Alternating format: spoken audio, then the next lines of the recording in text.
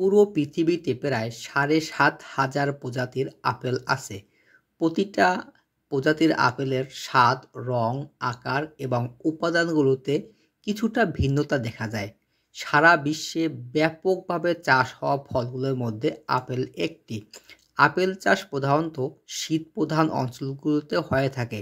এটি ঠান্ডা আবহাওয়া পছন্দ করে এবং ভালোভাবে বেড়ে ওঠার জন্য পর্যাপ্ত সূর্যের আলোর প্রয়োজন হয়।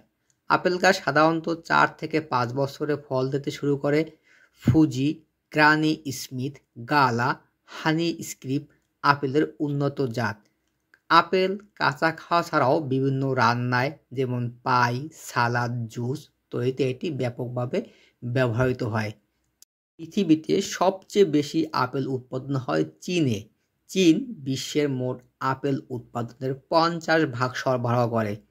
চিলি এবং চীন আপেলের অন্যতম রপ্তানিকারক দেশ সারা পৃথিবীতে। এর মধ্যে চিলি থেকে প্রচুর পরিমাণ আপেল রপ্তানি হয়, বিশেষ করে উত্তর আমেরিকা ও ইউরোপে। যুক্তরাষ্ট্র হল পৃথিবীর সর্বোচ্চ আপেল আমদানিকারক দেশ। যদিও যুক্তরাষ্ট্রে অনেক আপেল উৎপাদন হয়, তারপরও তারা উচ্চমানের আপেল আমদানির মাধ্যমে তাদের চাহিদা পূরণ করে। তুরস্ক ও পোল্যান্ডের মানুষ পৃথিবীতে সবচেয়ে বেশি আপেল খায়। তুরস্কে আপেল খাবার সংস্কৃতি খুবই শক্তিশালী এবং তারা প্রচুর পরিমাণে আপেল জাতীয় খাবার প্রস্তুত করে।